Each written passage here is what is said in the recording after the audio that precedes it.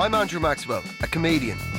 But in this series, I'm on a serious mission to explore the world of the conspiracy theorist. Tonight, it's religious fundamentalists, people who believe every detail of their holy books is fact. And science is out to destroy God. Go to heaven, goats go to hell. I'm going to travel with these die-hard creationists to the west coast of America. Andrew. I'm Phil.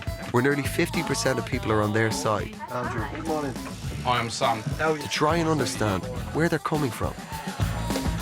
For them, humans and dinosaurs lived happily side by side. Noah squeezed every living creature onto his ark. Noah's Ark was specifically designed by God. And evolution is a pack of lies told to rid the world of God.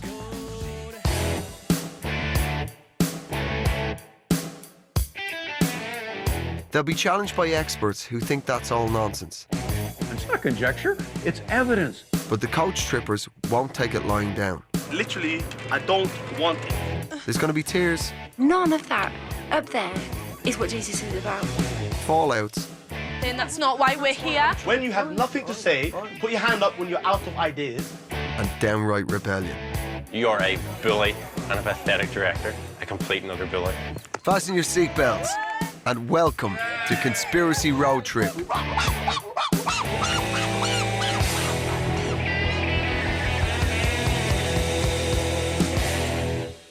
Ladies and gentlemen, welcome to the road trip. Yay! So here it is. Over the space of 150 years, evolution has become to be known as, in the scientific community, certainly, a certainty, an absolute fact. Boo to you, sir. Boo to you. Now, I know somewhere along the way you all believe that that is nonsense, right? I'm going to introduce you to the scientists. You can meet them firsthand and you can have it back and forward with them. I'm not here to rattle your faith. I doubt very much if I could. Correct, Phil? Right? This Dublin midget is not going to convince you that there isn't a God. Nor do I intend to, brother. All right? My fellow trippers are Phil, a fire and brimstone Christian. He can't wait for atheists to meet their maker. I think evolutionists will feel the full weight of their choice whenever they get to Judgment Day. South London Muslim Abdul, who's up for a fight with evolutionary scientists. There's no empirical proof for evolution. They lie. Scientists are lying. There's Paris, France, everyone! Yay, Eiffel Tower. 19-year-old call centre worker Bronwyn. She believes humans used to have to run away from T-Rex. No doubt there are probably some fatalities with humans and dinosaurs coexisting, but, you know, hasn't there been some fatalities with, you know, lions and humans coexisting as well? There's single mum Jojo, who sees God's beauty and love in everything. We're intricately designed, you know, there is so much to us that there had to be a creator to create what is just so perfect. And finally, design student Sam, who's here to stand up for his faith.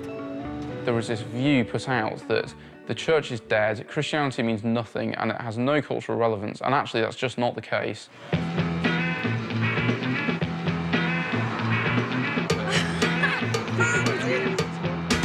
Over the next week, we're going to travel 2,000 miles from Las Vegas through California to San Francisco. Each of my 5 fundamentalists is going to put forward something they believe in. And I'm going to try and meet them head on. I do not want to be offending to the core people who are hardcore Christians or hardcore Muslims, you know what I mean? Because I've got a life to lead. This will be quite the challenge. If these people believe they only answer to an all-powerful being, then God only knows where we'll all end up.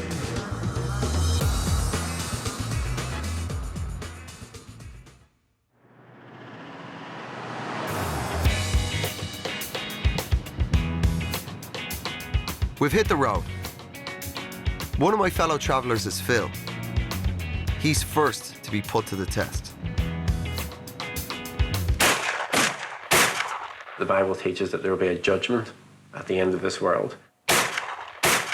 People don't want that. They don't want the baggage. They don't want God because God comes with consequences. Phil is going to be the toughest nut to crack. It's his personal crusade to convince people that the events in the Bible are literally true. I'm a Christian and I firmly believe that the Bible is the authority that everyone should stand on. It is the Word of God, and I believe that it's true from start to finish. Phil believes the world is only 6,000 years old and that the Grand Canyon was formed by a giant biblical flood just 4,000 years ago. In a biblical creationist point of view, the Grand Canyon was formed as part of a post-flood event at the time of Noah, and it carved the canyon out very rapidly. Sounds like a nice story, but how could you believe it's fact? I want everyone to take a closer look at this natural wonder of the world from 10,000 feet. Here you go. Thank you. You're welcome. Okay. I make those. Do you? There you go. With air travel crucifix. Let's do this. The pilot's got his own supply of crucifixes. So it's up and away on a wing and a prayer.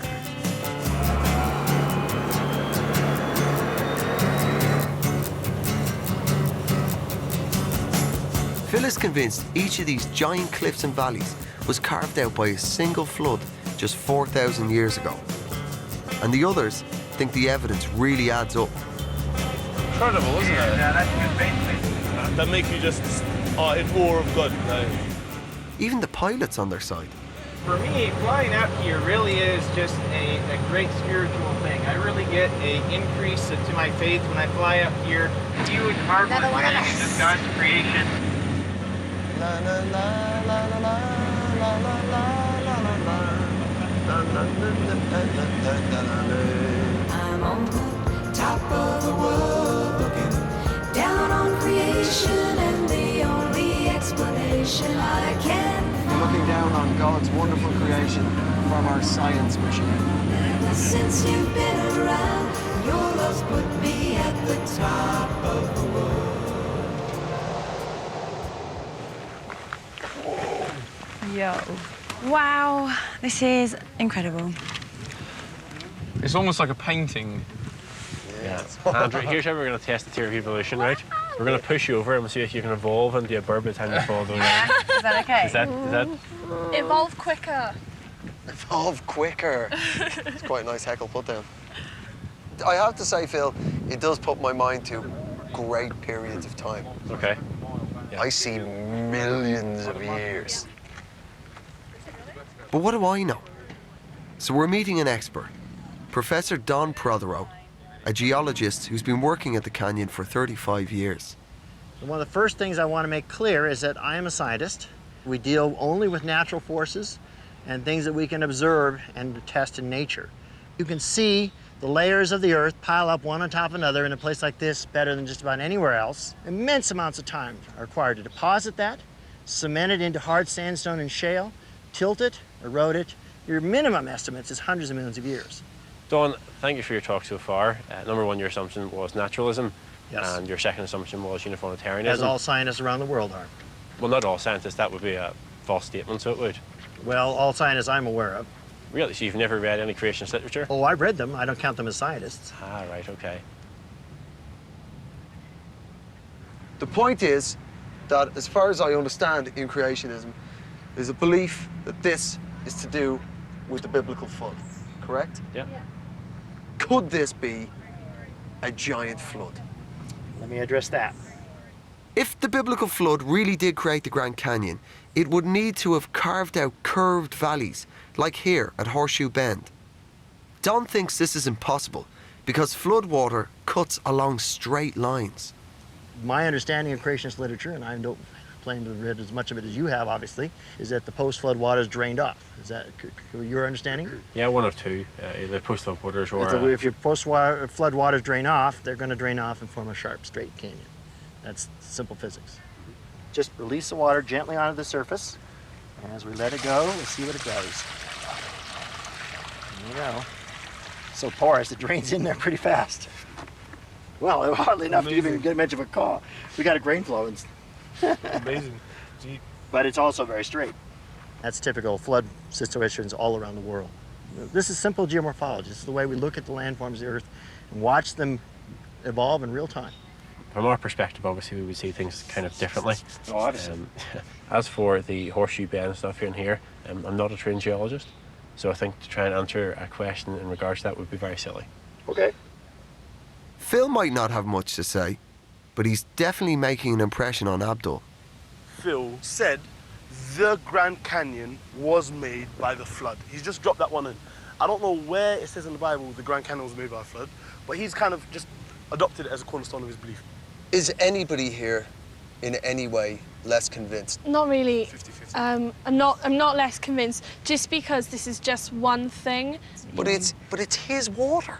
It's his gravity, right? You know, but it's his stuff. Yeah, that's You right. know? So he can do what he wants with it, Yeah, right? of course he can, So he but- doesn't have to abide by any other laws, right? Because it's his, That's after fine, all. but as a scientist, I can't do that. Yeah, that's fine. It would seem odd that he would just once off do something different with water than what he does everywhere else on his creation. I don't really know where we can take this with people who, when shown the most basic nature of water, go, well, maybe he changed his mind once. Maybe God decided to do something different with water. You know, under those sort of circumstances, it's hard to know.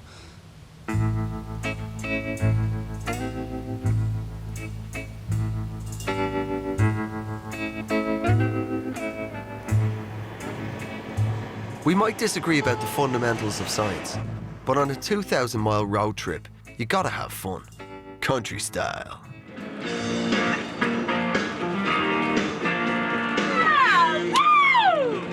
Go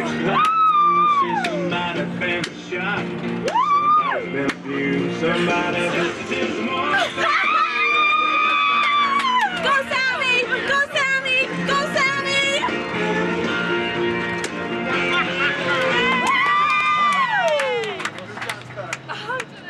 Are we the judges?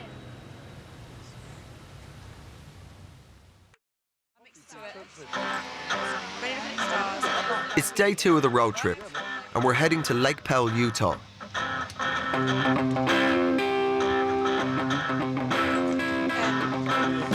Creationists are certain that the story of Noah's Ark is a matter of historical fact, but the devil's in the detail. Jojo fills us in on the blueprints for the biblical boat. Apparently, Noah made it roomy enough for both his family and 16,000 animals, including the dinosaurs. Noah's Ark was specifically designed by God. He was the architect. The dimensions of the Ark was 140 metres long, 23 metres wide, and 14 metres high. So, in layman's terms, that is longer than a football field and taller than a 4-storey building. So, in the space of 4,500 years, we've gone from 8 people and a certain number of animals to all the animals. That is creation That is theology. creations, yeah. Okay, so the story may sound incredible, but it's a mainstay of Jojo's beliefs. Her faith in God was renewed after a successful battle with cancer. There was one occasion when I was like so weak, I could hardly breathe. And I absolutely, categorically heard a voice to say, not yet, not yet. And I was too weak to even fight it. And I just thought, what do you mean, not yet? Now, I know that some people will say, you know, if people, you know, talk to God, it's called prayer. If people hear God, then it's called insanity. Wow, you know, at the end of the day, I heard something. And from that day, I have not looked back. I have put weight on. I have become healthier and healthier, and things changed. And it was just a specific, still, quiet, peaceful voice that just said, not yet. I can get the spiritual side of Jojo's beliefs, but I cannot get my head around the idea that all those animals could live in one wooden boat. Professor Jerry Coyne has been studying biology for 40 years, and he also knows a little thing or two about boats. That boat has never been built longer than 300 feet made entirely out of wood. So there's just simply no way that a boat that's 450 feet long could have survived a year of turbulent flooding, and I'm wondering how you... How long was I mean, that? that's a scientific objection. The fact that man has never built a boat longer than a certain distance is But no then- way in conclusion... No, that's based on Can I evidence. finish, please? Okay. Doesn't mean that a creator couldn't No, I'm sorry, but there is evidence for this. It's not just something. Let me finish now, okay? They tried to build these long boats, but they were unstable because that's what they were building in the 19th century. So your first assumption there is totally incorrect. No, it's not. I take issue with you. You're saying shipbuilding has not evolved. That's not true. Things are getting heated. The boys won't accept a word Jerry says, and they're hijacking Jojo's point. Let me go slow. A supposition in the dictionary is translated as meaning an uncertain belief. You said your supposition is that boat building has evolved. I just can't stand arguments. It's just stupid. I just find it really rude. Can I finish? No, you have no evidence for it. Like, if somebody is coming with his opinion, fair enough, okay, that's what he believes. But then when people are bombarding him and not even letting him speak, that's just rude. We're not happy standing here saying nothing. That's not why we're here. When you have nothing to say, put your hand up when you're out of ideas, and this is the only moment I'll speak. Otherwise, I'll be absolute silent. Love, harmony, peace, none of that up there is what Jesus is about. I'm not in it for this. Well, no, but I'm not standing here like some kind of cretin, ignoring the evidence. But I've already given you so much evidence that I think any reasonable person who's not perverse would have to say, well, this is a fairy story. Where did the whales go? Where did the whales go in the Ark? I mean, the thing is, though, is if there was someone here who was also, well-read and understood and had looked into this, and they might be able to give you a better answer, but I just can't, and I'm not going to stand here and try and pretend. Yeah, but to be honest, Sam, I think that is a little bit of a cop-out. It's a pretty straightforward question he's asking you. Where would a whale go in a boat? Now, if you're going to write off the whole thing as a miracle, why not say God shrunk the animals down to the size of chickpeas and made them stop excreting? Why do you insist on comporting a completely uncomportable scenario of 16,000 animals on an ark and trying to make that fit with some story that you are sworn to accept? And that's the difference between you and me, because there is something that would make me believe in the ark. There is some evidence that is possible. I haven't seen it, but there's no evidence I could give you that would make you give this and this, because you're committed to the biblical story. And so if any evidence goes against it, you have to say, well, God brought in a miracle there. Before the trip, I was expecting the gang to have an answer for everything I threw at them. But instead, I'm feeling God-blocked at every turn. The thing we're sort of going up against is that creationism is simple. I don't mean in an offensive way, like it's simpleton, you know what I mean? It's like, but it's pretty damn straightforward and easy to understand. God made it. Evolution is unique amongst the sciences because it strikes people in the solar plexus of their faith directly. It strikes them in the idea that they're specially created by God, because evolution says you're not. It says that there's no special purpose for your life because it's a naturalistic philosophy. We have no more extrinsic purpose than a squirrel or an armadillo. And it says that morality does not come from God. It was an evolved phenomenon. And those are three things that are really hard for humans to accept, particularly if they've been brought up in a religious tradition. I'm worried this whole trip is turning into a fool's errand.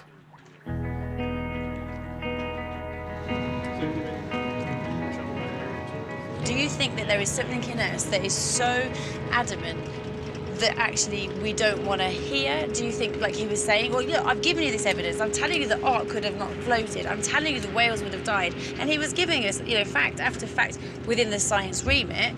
How do you think that we are in response to that?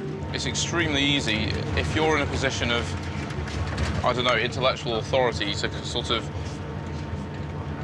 lord it over someone. For example, if we were going to, I don't know, have a conversation about German techno, and I was the one that knew all about German techno, and you don't, and I can make you look like a total fool because I can walk you all over the place. That didn't bother me that much. It was just the phrases he was using, like, that's what you people would believe in these fairy tales.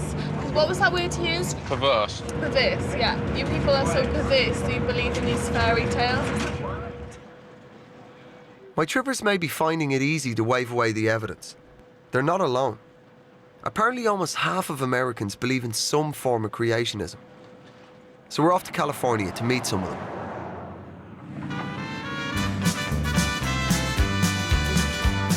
These guys are on a local rally for the Tea Party, a growing right-wing political force in America. doing? How you doing? I'm fine. How you doing? Good. Peter. Abdul Hafiz, good to meet you, Abdul. Rob Brunowski. Abdul Hafiz, nice to meet you. You're not from here, are you? Am I not obvious?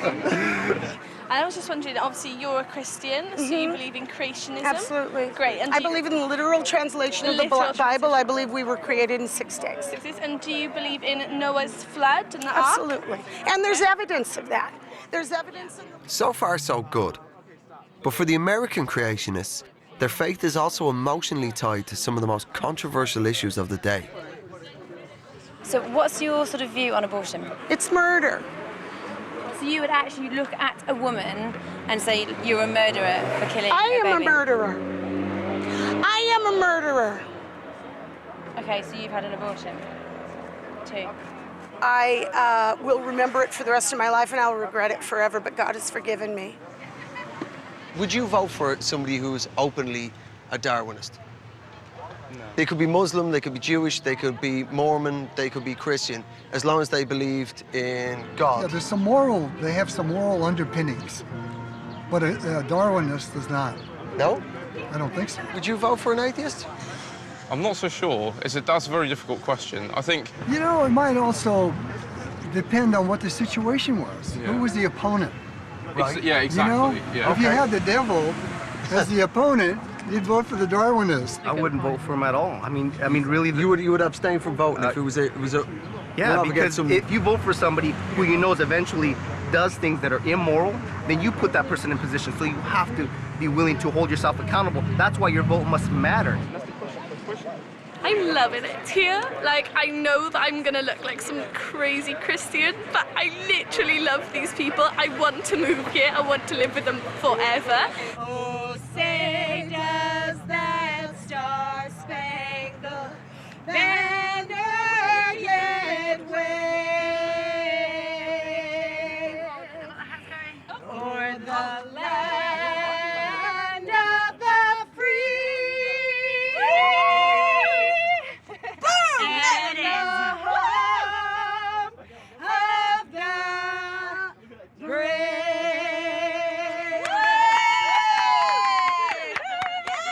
I'm starting to get a handle on my creationists and just how wary they are around non-believers. So if I'm to stand any chance of getting through to them, my next expert has to be a man of faith too.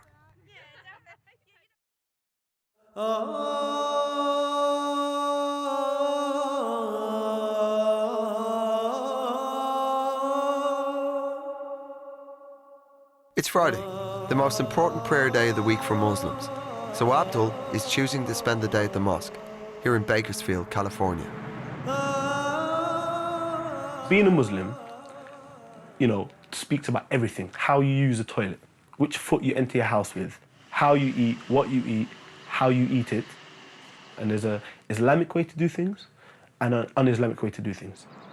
Abdul's dedication means that he's going to miss today's activities. But for him, his faith comes first. This takes priority over everything.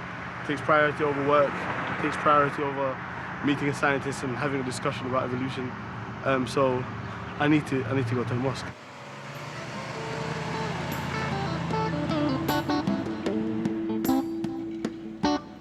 The rest of us are heading into big oil country, where people not only drill for black gold, but also dig for fossils.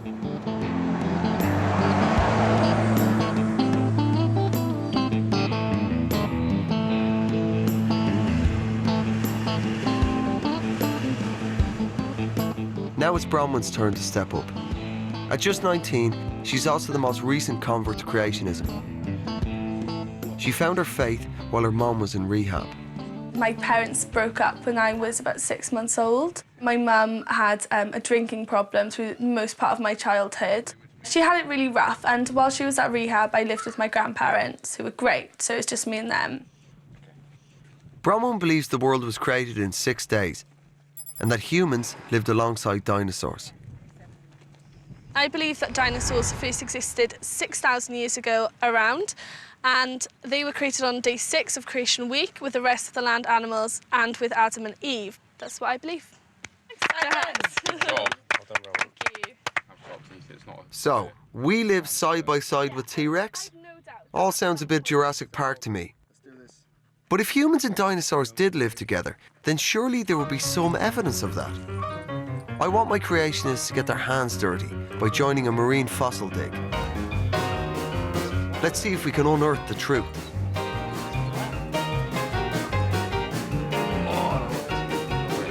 I got a tooth. Oh wow, that's a baby tooth. I got a tooth.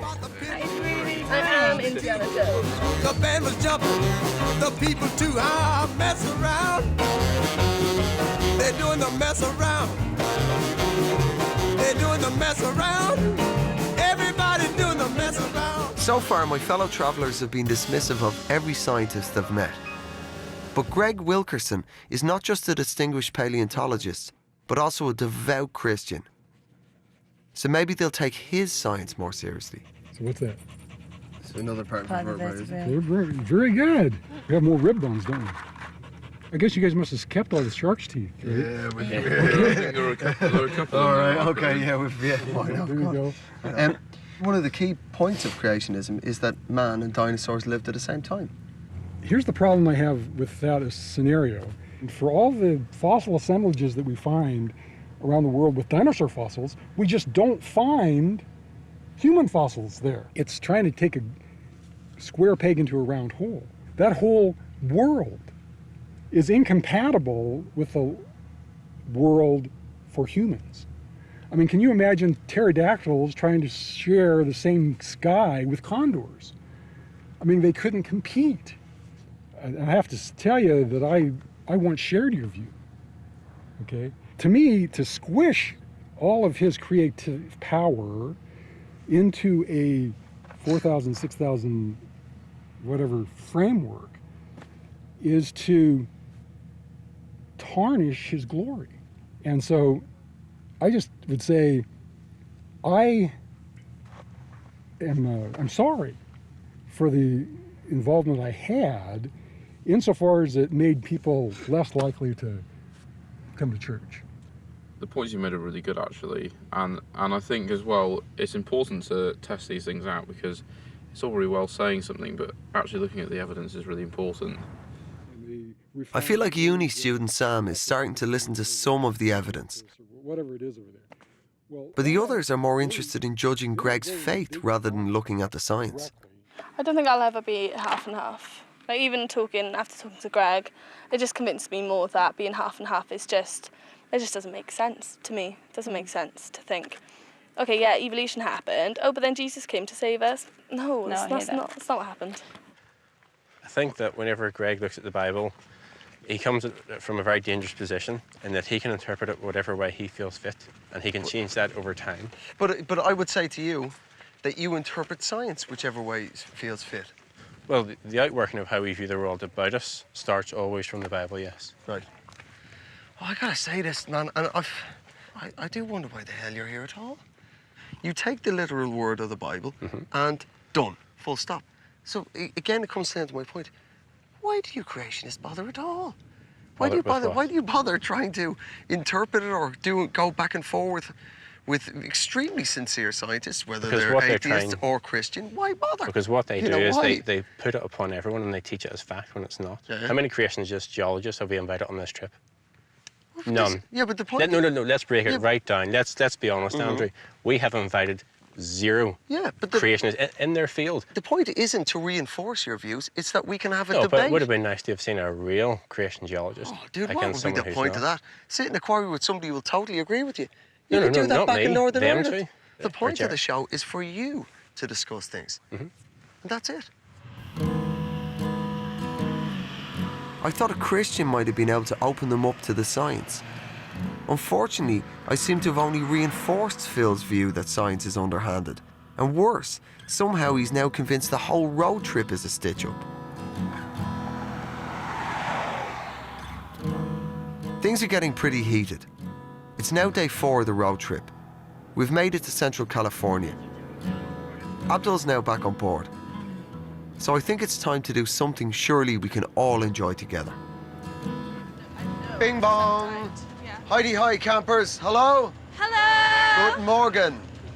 Today, I want you to meet a guy who shares almost 99% the same DNA as us, our closest living cousin, Oh, we mean a monkey. George Bush. Today, but we are going to have a close personal encounter with a chimp. Yeah. Abdul, have you ever met a chimp before? A couple. You've met a couple? Yeah, on this trip. Fair enough. Oh. Ready? Come on, Goes come on, to. We've come to meet Chris, who trains a host of wild animals. He's incredible. He's so powerful. A fully grown chimp can rip a human's face off. So we've decided to stick with Billy, who's still a little fella at 7 years old. This is weird. It's exciting, isn't it? Because it's easier to clean up the diaper than. This is Billy. Hi, Billy. Like I said before, if he comes up to you, just, you know, if you don't want him to come up to you, just say so. And I won't let him jump on you. I want him to come to me like more than anything else Oh, yeah? I ever wanted. Can I have another chair? Good boy, have a seat. Hi. Dear Jim will fix it. No need to fix it for me. I've just met the... Hi. Hey, no, he doesn't need you to pick his nose. Thank you. Thank you, though. Creationists are appalled by the idea we are related to chimps through evolution. After all, the Holy Bible says that we were created separately in God's image. But are we really that unique? The chimpanzee has a full range of emotions. Yes, yeah, I've seen chimps cry. They don't have tears like us, but they cry. I mean, their biological functions are very similar to us.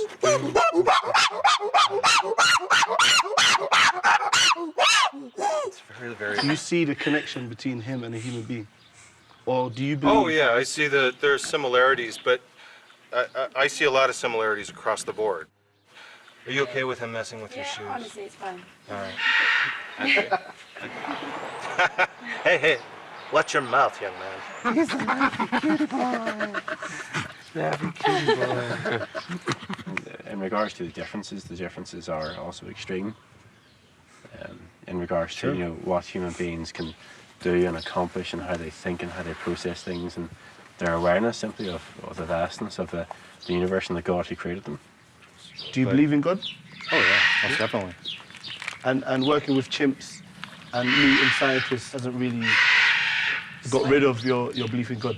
No, I've always been very pragmatic. For me personally, I think it's important for us as humans to come up with our own personal philosophy.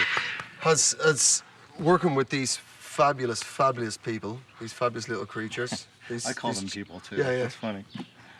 How does it make you feel to think that you might share some ancestry with this fella? That you might be related to him? Because it makes me feel really happy. I don't get offended by it because there's a bunch of generations removed, you know. Right. I have some cousins that are less than desirable, but... Oh, I got to meet the chimp, Billy the chimp, Billy the chimp, Billy the chimp. Listen, in this road trip, it can be fraught at times, but, it's really great to have a moment like that where it's something we can all share. We all enjoyed Billy. For me, the great little moment was when Chris was like, yeah, I call him people too. Bob's your uncle, that's it. That doesn't lessen God. I think Andrew made, quite an important distinction there at the end, that Billy is an animal and that we are humans. And, if Andrew wants to think that he came from an animal, he has serious problems there if he wants to treat it one like one thing.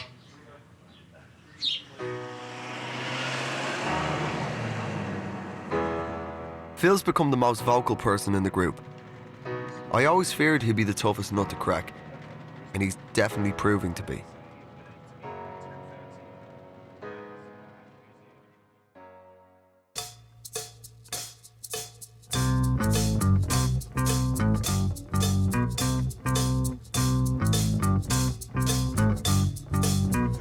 It's Sunday, the 5th day of the trip.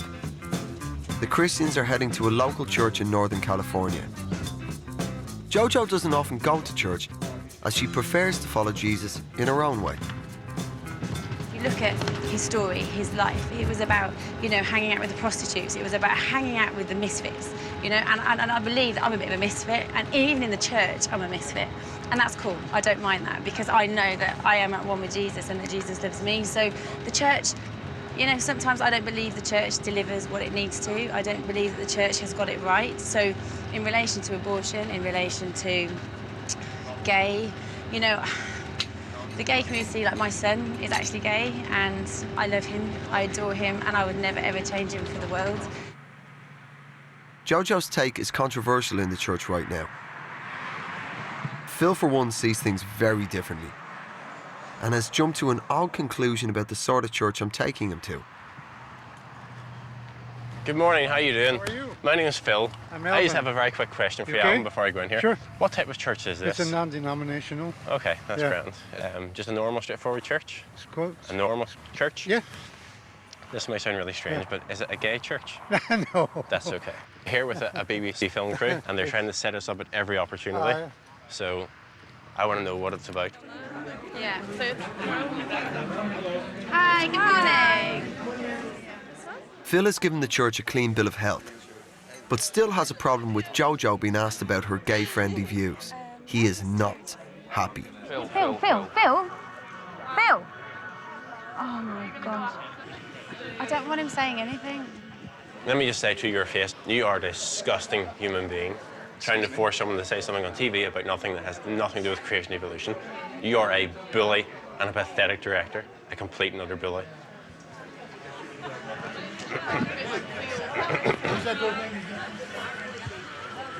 What did you say? I told him he's a pathetic bully. Why are you doing that?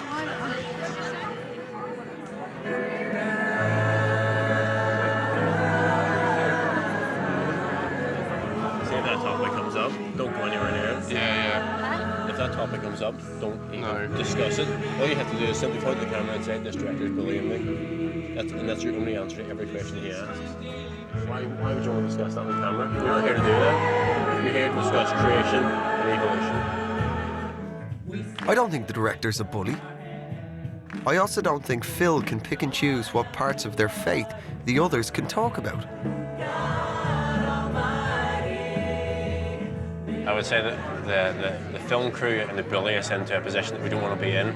So if you can pray for us to be wise with our tongues and speak forthrightly with the truth and proclaim Jesus at every opportunity. The church services turned into an unholy mess.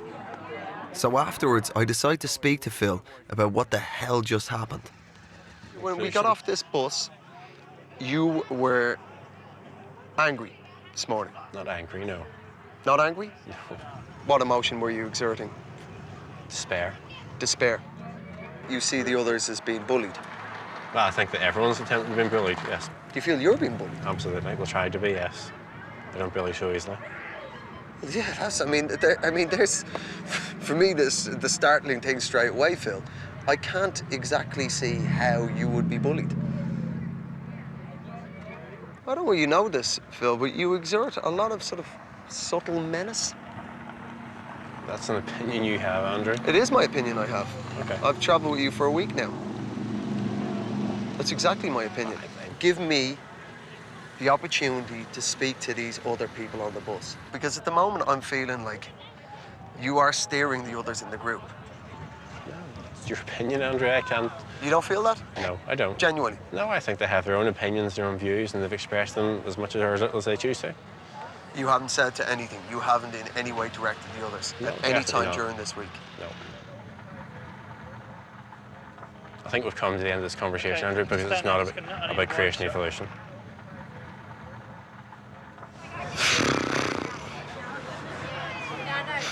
Nobody else in the group has in any way expressed to me that they're being bullied. And there's a level of disingenuous there with Phil that is just incredible, you know? It's so self-evident that he's taking leadership over the group, but he maintains he hasn't. Anyway. I've been trying to get each tripper to engage with the science, and I've come up against a united front of faith. But since the church, I see a split forming in the group. I think Phil has a big task on his hands. I mean, Jojo's very liberal. At the same time, Bronwyn's very liberal in terms of the homosexuality question. And he's trying to have all of them share his kind of opinion of, you know, hardline, boom, no, not in Christianity, not kosher.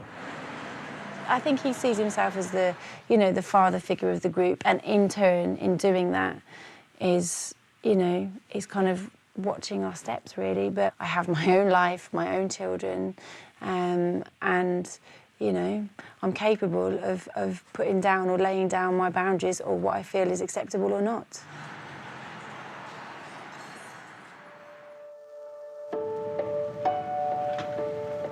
It's day 6. We've arrived in Berkeley, California, on the outskirts of San Francisco.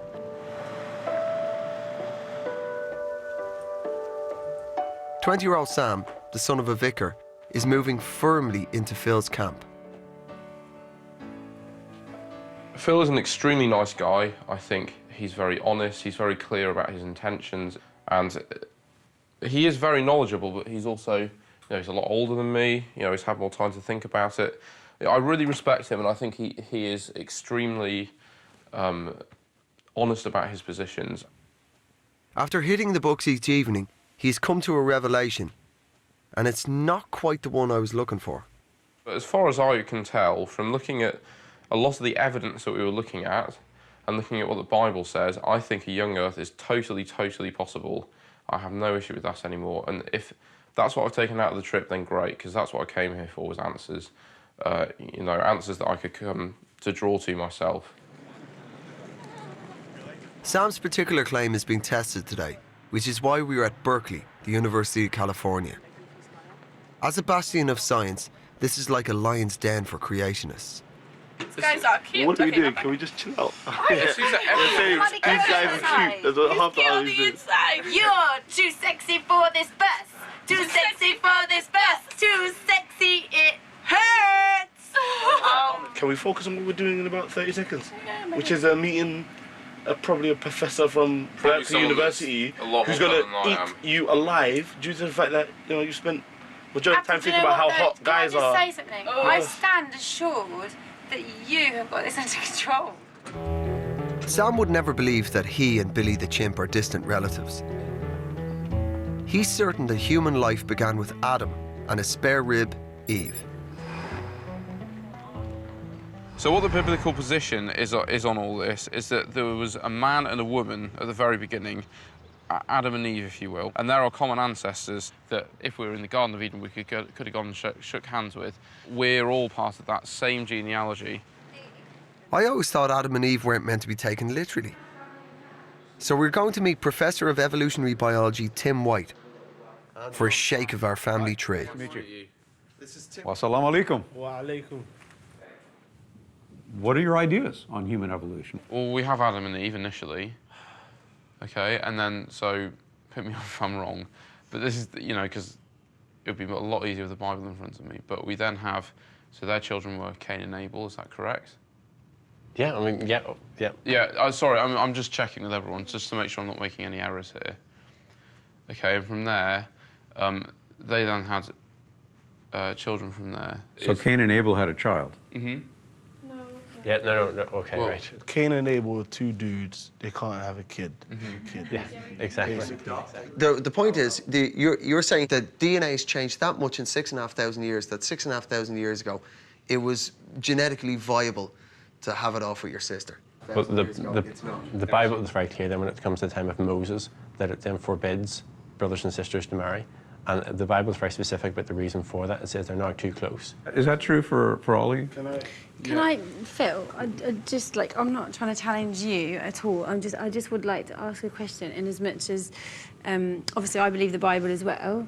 But you're saying that, like, in the beginning, God made mankind. So why are they getting close, and then He just kind of stop it further on down the line? I don't get that. As we're heading downhill genetically, it comes to a point in time where God says, look, your genetics are too close, you should no longer marry your brother or your sister. There are some hair-raising ideas about DNA and incest being bandied about. led to us. This is an extinct. Tim, however, is just interested in the evidence. Closer to us than the saber-toothed cat. He's dug up hundreds of human-like skulls from the same valley in Ethiopia. Carbon dating has put them at different ages. But can Sam put them in chronological order by sight alone? So let's go. Let's take that one. That one is right from. What is that? That's from 1 million years old. Oh, it's like this. No, so it's these are the eyes. Well, That's right, yeah. That's right. So I suppose it would probably go over here because the where the brow comes up is Perfect. more similar to this one. You got it. Careful now. They may not be the real fossils, but there's only one copy in the United States, so we don't want to break it. I'm probably going to put this one here, I think. Now, you got the order exactly correct, because what we find is that's the closest to the top. Oh, you got one out of order, the Kenyan one. So that's just, is that right there? That's good, that's good. And then we get back to 4.5 million years ago. Now remember, I talked about one valley in Africa, one stack of rocks.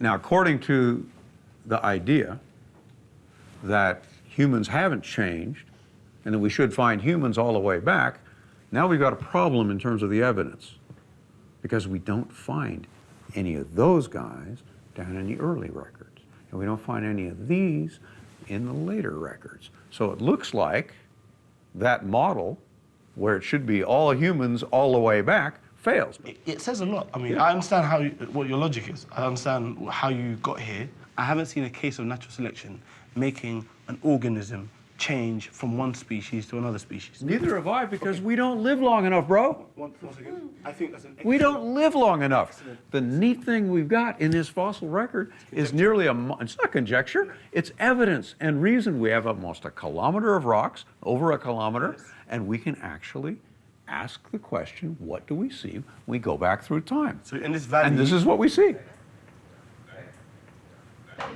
You're on the wrong end. I was waiting for somebody to do it. I thought it'd be Blabbermouth, but you got in there first. Yeah. Hearing all of this is, you know, is eye-opening, and it's just like taking it in. If everybody is coming up with the same conclusion, I don't want to be blinkered. Then don't be blinkered. Oh, it stresses my head. Same. I mean, what would change your mind, honestly? Nothing. That sounds so narrow-minded. No, it doesn't sound narrow-minded. It does, 'cause I don't want to be the person that's like, okay, so I've just come on this trip for 10 days and nothing you show me is going to change my mind. That is like, whew.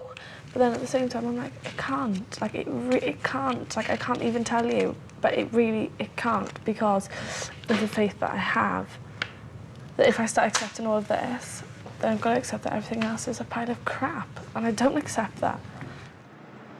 I think the science is starting to make sense for Jojo at least. But if it puts her faith at stake, I wonder if she'd ever find a way to accept it.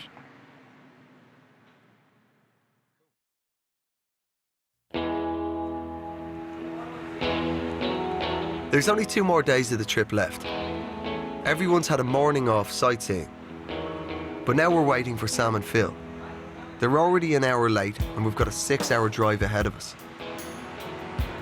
We said to Phil, like Jojo said, Phil, we need to be back by 1. And Phil was like, well, if we're back, we're back. If we're not back, we're not back. And we were like, well... He's mocking it. I think Phil had in mind where Phil wanted to go today. I can't see them at all. Eventually, Phil and Sam turn up. Yeah, but you stood right behind us. No, I know. And then I stopped for 2 minutes to try and look for a jumper. I know.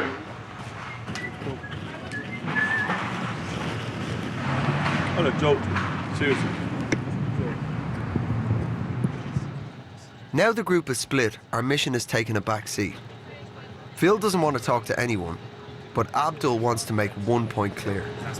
He's evasive and rude, mocking the situation for an hour and a bit. Came back with the attitude of, what? I'm sorry. What? I'm sorry. What else do you want me to do? I'm sorry. That's it. What that shows is a lack of respect, which literally, if that's the case, if that's how he's playing it, this is how I'm playing it. Literally, I don't want it. And if other people don't do the same, I'm distancing myself from those people as well. You understand?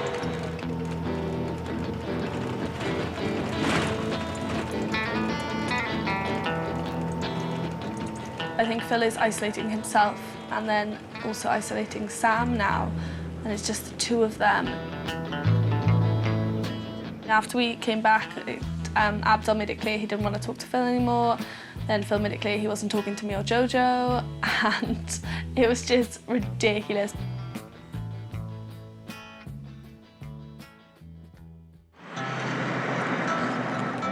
The group is at loggerheads, but at least we've all made it to rural Nevada intact. We're here to ask the final, mind-boggling creation question: how life began. With creationism, it's simple. God did it. But are scientists trying to remove him from the picture? It's Abdul's turn to present to the group. He thinks the scientists are simply wrong when they say God wasn't needed for life to begin. They've created entire worlds of fiction with no evidence, and they said generally things just pop into existence from the surroundings. The idea of a creator seems more intelligible as a concept, more reasonable, and less of a jump. But if God didn't create life, what on earth did? We've come to Gerlach, Nevada to meet Professor of Astrophysics Michael Russell in a place that looks totally out of this world.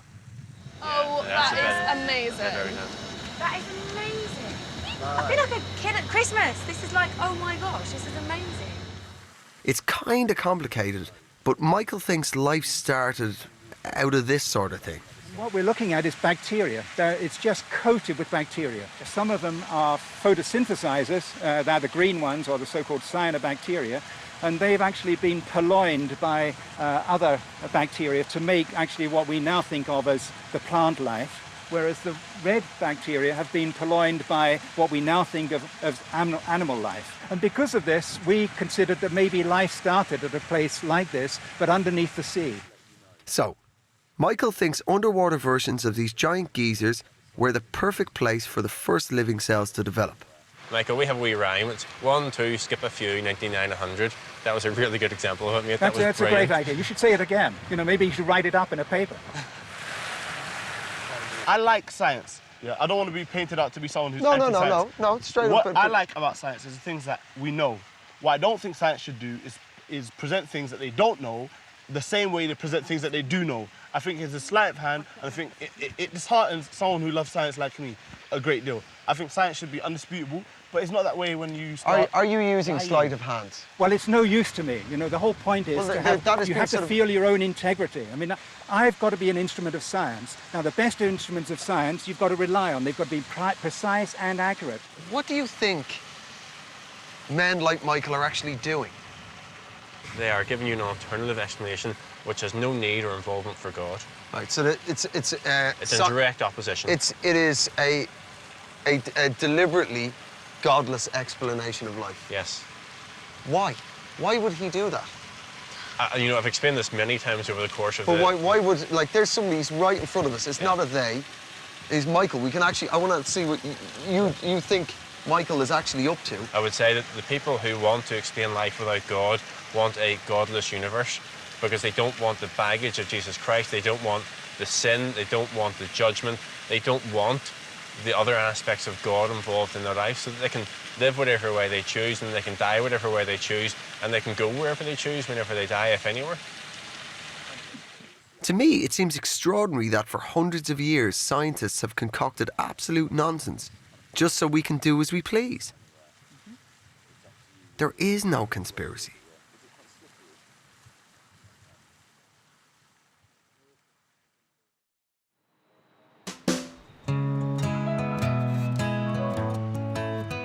We've reached the end of a very long road, and I'd like to know exactly where everyone stands now. Is there anything like that is specifically changed in your mind? You know, I know now that there's a lot of research that I need to do. I just want to know more, and I think when I get home, that's definitely something I'm going to look into. I do think that, you know, I believe in a young Earth, which is a bit nuts, but I'm down with that. That's fine as far as I'm concerned. Yeah, definitely. But you're a man of 1,000 surprises. Has there been anything that any of the scientists have said to you that has changed your mind, opinions, beliefs? In either way, any way? No, I mean, the Bible says that you should always be ready to give answers, but I thank God that He's raised up men who are capable of giving answers in their own specific fields, and there's nothing that has really been raised that, you know, that I won't be able to get an answer to or didn't have an answer for at the time. I think I've been the voice of reason throughout. I think it might sound a little bit conceited. I don't think Christianity really did too well. I don't think evolutionary theory did too well. I think Islam made it out absolutely unscathed, I think. So has anyone been moved by the experience? Evolution, are you completely certain it didn't happen? You know, my faith hasn't been moved in as much as I believe in God, but it doesn't mean to say that God could not have created or caused evolution. Yeah, he used evolution as a Yeah, absolutely. So again, I'm not wanting to be closed off. I mean, there's too much evidence. I mean, you're looking at all the stuff, and you're just like, hang on a minute, how are people being so blinkered, you know? And I don't want to be blinkered, I want to be open. I'm really pleased Jojo has taken a step closer to my position. That to have an open-hearted faith, you've got to have an open mind as well.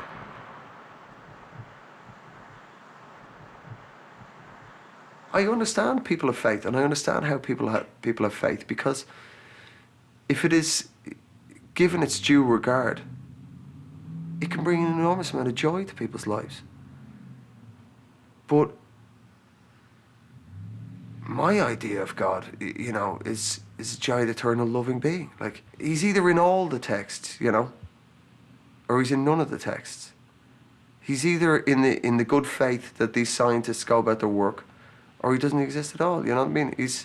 There's either a God for all of us, or there's a God for none of us. You know. How many roads must a man walk down before? And there's more from Andrew Maxwell and another conspiracy road trip next Monday at the same time as he tackles the subject that has probably the most conspiracy theories, UFO sightings. That's next Monday at 9. Next tonight, it's Russell Howard's Good News. And how many times must the cannonballs fly before they're forever banned?